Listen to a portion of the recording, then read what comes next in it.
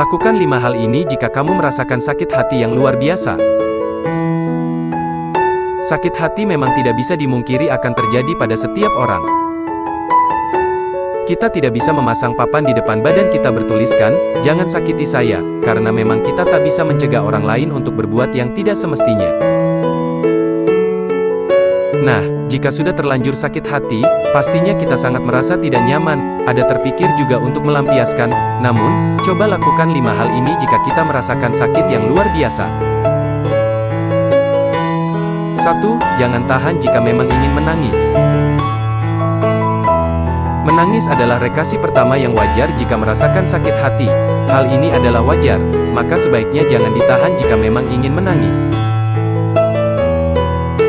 Ini bisa mengurangi emosi yang kita rasakan di dada, karena pastinya dada kita terasa sesak dan sakit. Jika kita tidak bisa menangis dengan sendirinya, maka bisa melalui menonton film, atau mengingat sesuatu yang mungkin akan membuat kita mengeluarkan air mata, jadi emosinya bisa tersalurkan lewat hal tersebut. 2. Jangan lupa ingat hal positif dari orang yang membuat kita sakit hati. Jika emosi sudah berkurang akibat sudah menangis, pasti deh perasaan kita jadi lebih lega dan netral, sehingga perasaan di dalam hati itu tidak terlalu sesak dan juga bisa melihat orang yang membuat kita sakit hati dari sisi positif juga. Pastinya ada masa di mana kita dan dia punya kenangan yang baik, dia juga pasti pernah berbuat baik, yang mana hal inilah yang menyebabkan kita bisa begitu sakit hati dibuatnya, maka, coba ingatlah hal tersebut.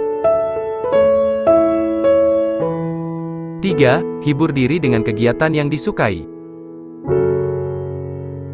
Kita bebas memilih melakukan apa saja yang disukai, misalnya nonton film komedi, bercerita kepada orang lain, makan, atau sekadar jalan-jalan.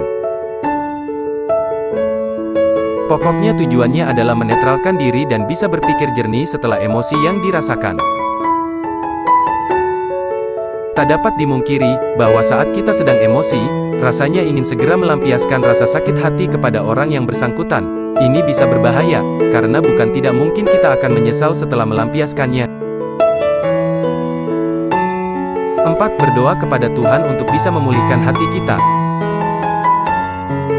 Jika memang masih berat memaafkannya, kita cukup meminta agar supaya hati ini tidak terus meracuni pikiran untuk berbuat yang tidak-tidak. Kita harus paham bahwa memang kita tidak bisa mengatasi kesakitan hati seorang diri.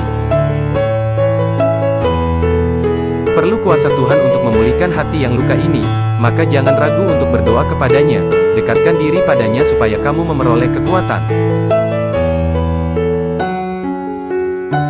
5. Cari cara untuk mengungkapkan apa yang kita rasakan kepada orang yang bersangkutan. Yang terakhir setelah melalui proses panjang, ibarat sudah difilter, maka hasilnya pun akan lebih jernih. Begitu juga pikiran kita, maka setelah sudah dalam tahap ini, kita bisa mengeluarkan apa yang dirasakan kepada orang yang bersangkutan. Jika memang tidak bisa bertemu secara langsung, bisa lewat chat di media sosial, walau dia tidak merespon apa yang kita utarakan, percayalah bahwa kita akan merasa lebih lega dari sebelumnya. Sakit hati memang tidak bisa dihindari, apalagi bagi pemilik perasaan yang super sensitif. Maka dari itu, semoga 5 hal di atas bisa membantu untuk meredakan sakit hati yang dirasakan.